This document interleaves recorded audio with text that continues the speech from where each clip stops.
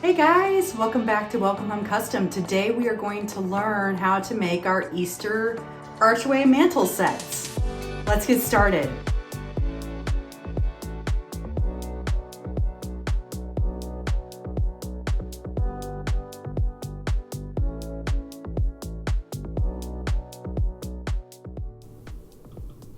Okay, so we are going to go ahead and review the Easter mantle files very quickly. We are going to go into the SVG option as an example. First and foremost, always look at your instructions. I have now included the RGB code for those that maybe cannot see color very well, along with the LightBurn code so you know you can match up the colors along the bottom of your screen if you use LightBurn. Always make sure to check your 1-inch square to make sure that it did not shrink. Make sure that you are scoring and not engraving. Engraving will error out. If you do not know how to score, it is just a fast line cut and low power, so it marks the wood and does not cut it. Do not close the shapes, it will cause a mess. It will also include supplies used along with a note on slots and tabs. There is a joined file for those that have LightBurn and want to use the slot and tab tool.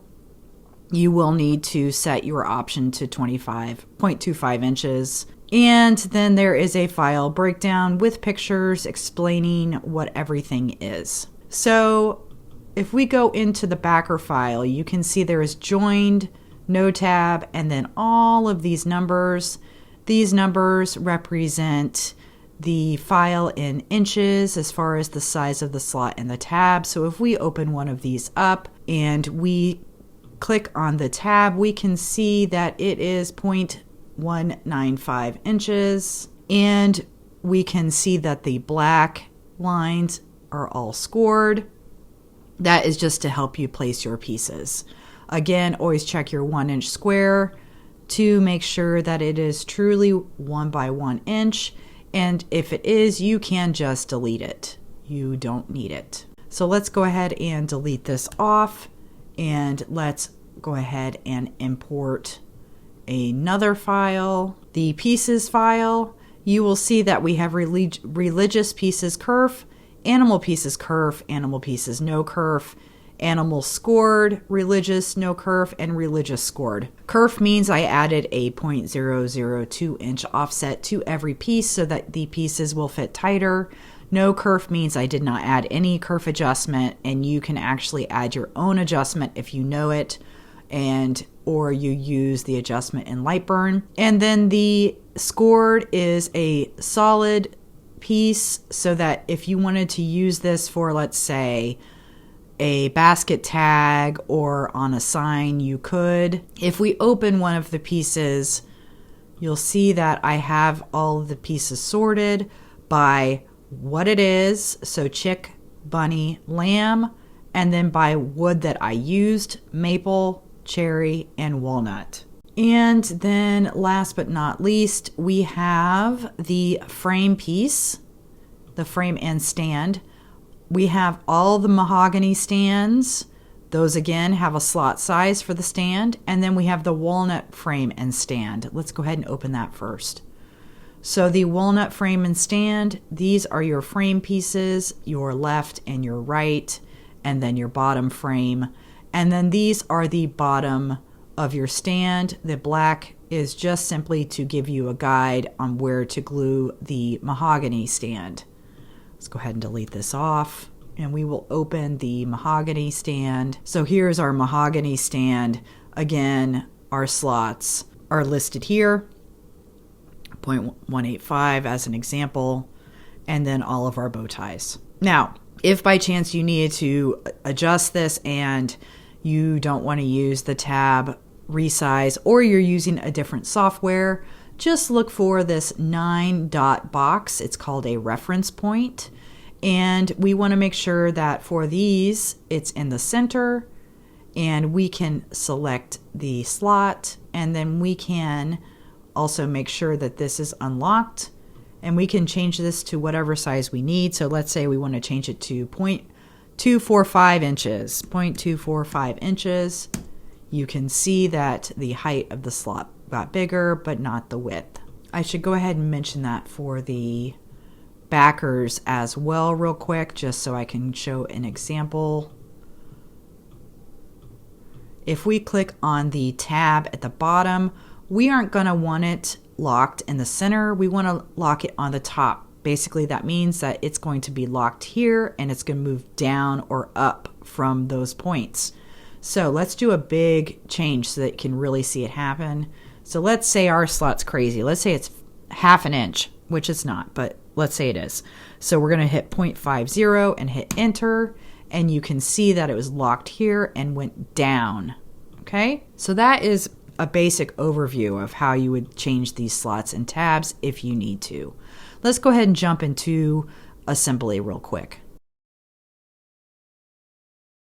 Okay, let's go ahead and assemble one of these guys real quick. I went ahead and laid all my pieces as a dry fit to get an idea of where they should all go, located their areas, and then I did a quick cleaning with my Norwex cloth just to get any additional char off. It's a great way to remove char without removing score lines. You just get a little wet and rub it along the wood. All right, let's go ahead and move some of these over to the side and just focus in on one of the designs. So what we're gonna do is grab our blue tape, and we are going to tape together our chick with the eye. Oh, let me point out the eye really quick. So with the eye, I painted the scored circle black with a acrylic pen, and then I went along the edge of the eye with white. So the color of the eye is the walnut, which is brown. Adding the black and the white just added a really nice touch and highlight. So please make sure you paint your eyes. No zombie eyes. Okay, so we have the frame put together. Let's go ahead and add our tape like we were going to do before. So over the chick, and we are going to just move it all together out of the way. So we can see those score lines now, where the pieces are supposed to go. Let's go ahead and tape up the frame the same way we taped up the chick. We're just going to tape each of the bow ties to the frame, just so that we can, again, move the frame out of the way. Next, I'm going to grab my Starbond, and I am going to dot Starbond glue all the way around the frame, making sure that I also touch on the bow ties themselves. Next, we are going to grab the backer and place it right on top. And then we can make sure we get it nice and lined up and flip it over. Because Starbond dries so quickly, I went ahead and removed the tape and double checked the frame one more time. Now I'm going to go ahead and add glue to the backer, the egg, the chick, the beak, and the eye, making sure I get all the parts fairly covered with dots of glue. And then I can grab the taped chick and place it right on top. Then you will want to make some final adjustments, just making sure it's lined up properly with the backer. Now let's move on to the stand. I'm going to grab my cloth and give it a good clean real quick.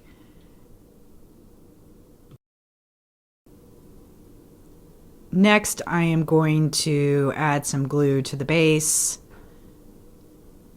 and place the mahogany stand on top.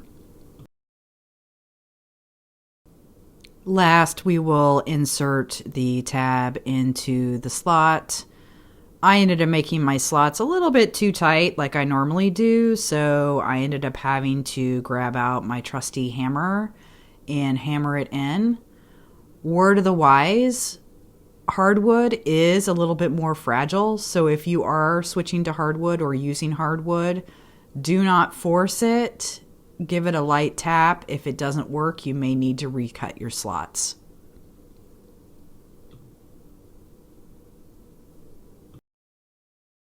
Okay guys, that's it. Hopefully you found this tutorial helpful. Make sure to subscribe and check out more tutorials just like this. Thanks so much.